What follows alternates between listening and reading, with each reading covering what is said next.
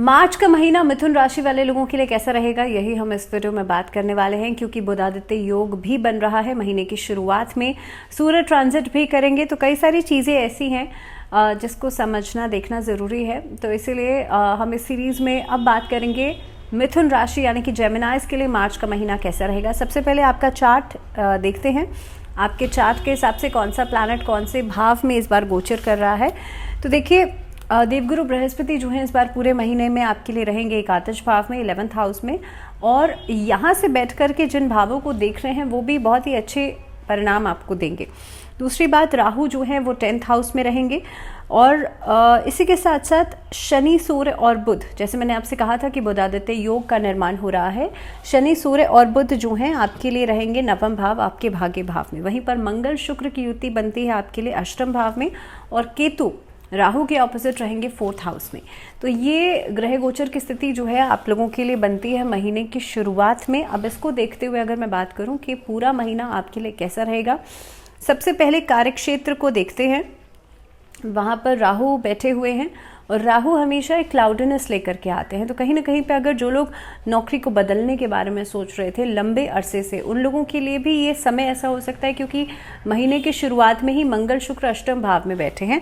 तो नौकरी बदलने में कई सारी डिफ़िकल्टीज़, कई सारे चैलेंजेस आपको फेस करने पड़ सकते हैं। अगेन बार बार एक तरह का कन्फ्यूजन हो सकता है। जो लोग बदल भी पाए हैं उन लोगों के लिए भी अभी तक भी सेटलमेंट नहीं नज़र आ रहा होगा, और वो अभी आगे कॉन्टिन्यूटी में चलेगा 2024 में खासतौर पे। क्योंकि देखिए, लगभग पूरे साल भर ही राहु तो 10वें भाव में ही रहने वाले हैं, लेकिन इस अवधि के अंदर जो भी काम आपके अधूरे थे इस महीने के अंदर, हो सकता है स्टार्टिंग में उन कामों को पूरा कर पाना भी एक तरीके का चैलेंज होगा। अगर जो लोग अभी तक नौकरी में बदलाव नहीं किया था उनके लिए बहुत इंपॉर्टेंट है कि अभी at this point of time at least for 15 days बिल्कुल कोई भी बदलाव नहीं करें।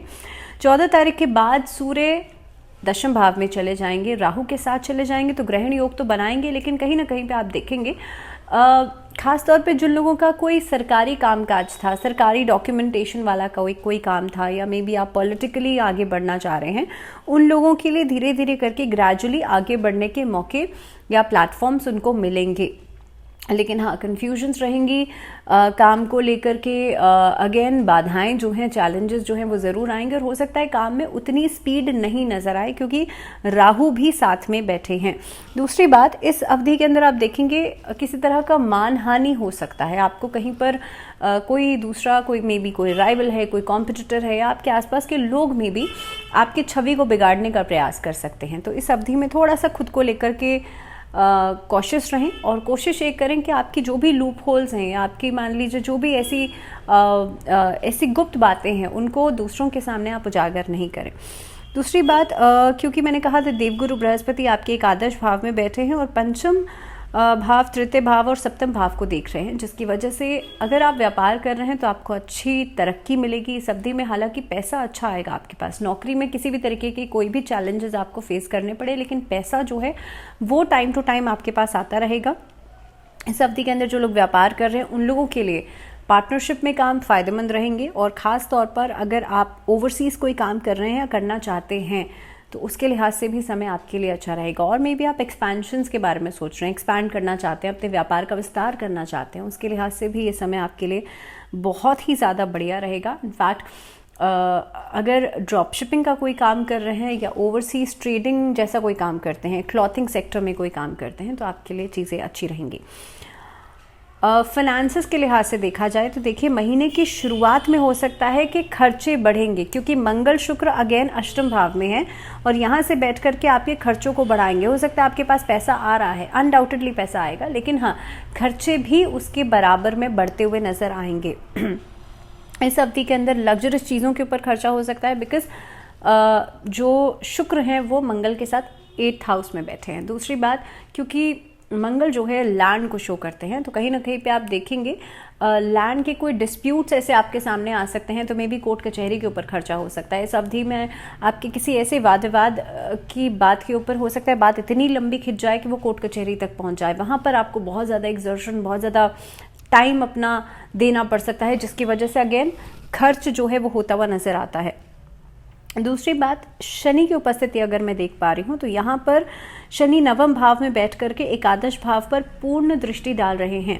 इस अवधि के अंदर अगर आपकी कोई लंबी दूरी की यात्राएं आप करते हैं तो वहाँ से लाभ हो सकता है, वहाँ से आपको प्रॉफिटेबल एक इनकम जो है वो आ सकती है। और मे भी आप अपने कामकाज से जुड़ी हुई कोई यात्रा करते हैं तो वहाँ से भी पैसा अच्छा आता हुआ नज़र आता है। स्वास्थ्य के नज़रिए से देखा जाए तो देखिए आपको थोड़ा सा ध्यान देना पड़ेगा, क्योंकि महीने की शुरुआत में मंगल और शुक्र अष्टम भाव में, वहीं पर सूर्य शनि के साथ बुध नवम भाव में। इसके अलावा इनिशियली आप देखेंगे क्योंकि सूर्य की पोजीशन भी शनि के साथ है तो बहुत अच्छे एस्पेक्ट नहीं नज़र आते हैं। इस अवधि के अंदर कहीं ना कहीं पे कोलेस्ट्रॉल से जुड़ी हुई समस्याएं परेशान कर सकती हैं, हाई ब्लड प्रेशर या हाई फीवर आना, वायरल इन्फेक्शंस, इनफैक्ट नसों की समस्या परेशान कर सकती है। तो नर्वस सिस्टम से जुड़े हुए जिन लोगों को डिसऑर्डर्स हैं उन लोगों को इस अवधि में अपना बहुत ज़्यादा ध्यान रखना चाहिए। किसी भी छोटी से छोटी समस्या पर भी आप सेल्फ मेडिकेट नहीं कीजिएगा, नहीं तो वो चीज़ें बहुत अचानक से बहुत बड़ी हो सकती हैं। तो इस अवधि में कोशिश करें अपना बहुत ज़्यादा ध्यान रखें, और ख़ास तौर पर क्योंकि मंगल अष्टम भाव में है, चोट लगने से खुद को बचाइएगा, इंजरी से खुद को बचाइएगा। इस अवधि के अंदर किसी तरह का कोई कट लगने से खुद को बचाइएगा। जितना हो सकता है महामृत्युंजय मंत्र का जाप नियमित रूप से ज़रूर करें, आपके लिए बेहतर रहेगा। और कोशिश कीजिएगा मंगलवार और शनिवार ये 2 दिन सुंदरकांड का पाठ या फिर बजरंग बाण का पाठ ये आप ज़रूर कीजिएगा। बात करते हैं रिलेशनशिप्स के लिहाज से महीना कैसा रहेगा। तो देखिए बृहस्पति जो है वो एकादश भाव में बैठ करके पंचम भाव को भी देख रहे हैं, सप्तम भाव को भी देख रहे हैं। लव रिलेशनशिप्स के लिहाज से भी ठीक रहेगा। और जहाँ तक मैं बात करूँ आपके दाम्पत्य जीवन की, उसके लिहाज से भी एक तरह का तालमेल बनता हुआ नज़र आता है। जिनके बीच में किसी तरह का कोई डिस्प्यूट चल रहा है उनके लिए चीज़ें रिजॉल्व होती हुई नज़र आती हैं इस महीने के अंदर। और क्योंकि आपके और आपके पार्टनर्स के बीच में अगर ख़ास तौर पर कोई ऐसा कोई नया काम आप शुरू करने जा रहे हैं आपस में जुड़ करके, तो उसके लिहाज से भी ये महीना बहुत बढ़िया रहेगा। लेकिन कोशिश कीजिएगा कि आप पैसे को बचाने की कोशिश करें। एज अ कपल भी कहीं ना कहीं पे अगर मैं दाम्पत्य जीवन में आप हैं तो उसके लिहाज से भी जितना आप सेविंग्स के ऊपर ध्यान देंगे इस महीने में उतना आपके लिए अच्छा रहेगा। बिकॉज अगेन शुक्र अष्टम भाव में होने की वजह से आपके रिलेशनशिप पार्ट को देखते हुए भी खर्चा जो है वो बढ़ सकता है, और इतना बढ़ सकता है कि फाइनेंशियल डिस्टर्बेंस का सामना आपको करना पड़ेगा। इसके अलावा इस अवधि के अंदर कोशिश ये कीजिएगा अगर कोई मांगलिक कार्य के बारे में आप सोच रहे हैं तो उसे इस अवधि में टाल दीजिएगा, बिकॉज किसी भी तरीके का कोई मांगलिक कार्य इस महीने में नज़र नहीं आता है। मंगल अष्टम भाव में और शुक्र भी अष्टम भाव में, एक तरीके से वो सामंजस्य जो है वो बैलेंस जो है वो नहीं बन पाएगा। पारिवारिक जीवन की बात कर ली जाए तो भाई बहनों के साथ तो आपका अच्छा सामंजस्य रहेगा, अच्छा तालमेल बनेगा। दूसरी बात, इस अवधि के अंदर आपके जो पार्टनर्स हैं, आपके जो लाइफ पार्टनर्स हैं, उनका भी सहयोग आपको मिलता हुआ नज़र आता है। राहु और केतु की पोजीशन जो है यानी कि दशम और चतुर्थ भाव, इसकी वजह से मदर और फादर की हेल्थ को लेकर के थोड़ा सा कॉशियस ज़रूर रहेगा। और ख़ास तौर पे 14 मार्च के बाद तो जब सूर्य चले जाएंगे 10th हाउस में तो ग्रहण योग बनेगा, सूर्य भी वहीं पर आ जाएंगे, तो फादर की हेल्थ को लेकर के थोड़ा सा आप परेशान हो सकते हैं। आफ्टर 14th उनकी सेहत का ध्यान रखिएगा। दूसरी बात, इस अवधि के अंदर आप लोग देखेंगे महीने के एंडिंग में कोई अच्छी खबर आपके संतान की तरफ से आपको मिल सकती है। तो कुल मिलाकर के पारिवारिक जीवन भी आपके लिए अच्छा रहेगा। अगर मैं बात करूं एजुकेशन सेक्टर की, खासतौर पे स्टूडेंट्स की, तो स्टूडेंट्स के लिए देखिए थोड़ा भटकाव दिखाई देता है। इस अवधि के अंदर आप उच्च शिक्षा की तरफ ध्यान देंगे, खासतौर पे एकेडमिकली आप बहुत अच्छा परफॉर्म करेंगे। लेकिन स्पोर्ट्स एक्टिविटीज़ में अगर आपका बहुत ज़्यादा इंटरेस्ट है या आप किसी ऐसी कोई कंपटीशन में खुद को एनरोल कराना चाह रहे हैं, पार्टिसिपेट करना चाह रहे हैं, तो मुझे इस अवधि में कोशिश ये करनी चाहिए कि आप लोग इंजरी से ज़रूर बचिएगा।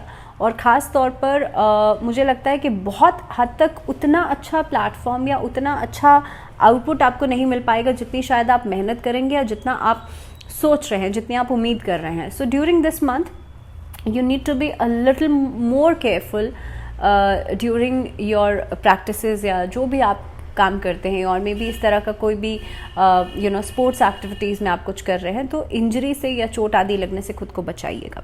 दूसरी बात, जो बच्चे कला के क्षेत्र से जुड़ना चाहते हैं, कला में दिलचस्पी रखते हैं, उनके लिए भी बहुत बढ़िया ऑप्शंस या बहुत बढ़िया प्लेटफॉर्म्स इस महीने में आपको नहीं मिल पाएंगे।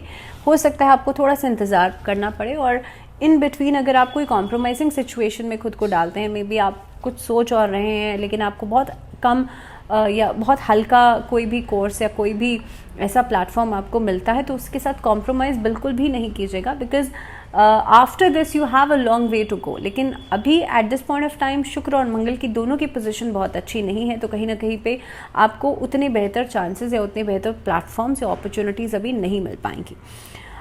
अगर इस अवधि में बात की जाए क्या उपाय, क्या रेमेडीज आपको करनी है, इस महीने के अंदर विष्णु सहस्त्र नाम का पाठ कीजिएगा और कोशिश कीजिएगा भगवान विष्णु की आराधना आप नियमित रूप से पूरे महीने में करें। मंगलवार और शनिवार 2 दिन सुंदरकांड का पाठ या फिर बजरंग बाण का पाठ जरूर करें और कोशिश करें मंगलवार के दिन आप हनुमान जी के किसी भी मंदिर में जा करके एक राम नाम का एक ध्वज फ्लैग जो है वो ज़रूर चढ़ाएं या खुद से लगा देंगे तो बहुत ही अच्छा है। सेम चीज़ आप अपने घर में भी करते हैं तो भी अच्छा रहेगा कहीं ना कहीं पे, क्योंकि मंगल अष्टम भाव में है तो एक्सीडेंट से, चोट आदि लगने से आप खुद को बचा सकते हैं। महामृत्युंजय मंत्र का चैंट डेली इवनिंग के समय ज़रूर कीजिएगा 108 बार। ऐसा करने से भी आपकी सेहत से जुड़ी हुई समस्याएं भी खत्म होंगी। और इसी के साथ इस वीडियो में फिलहाल इतना ही, मुझे दीजिए इजाज़त, लेकिन आप लोग जुड़े रहिए चैनल के साथ। नमस्कार।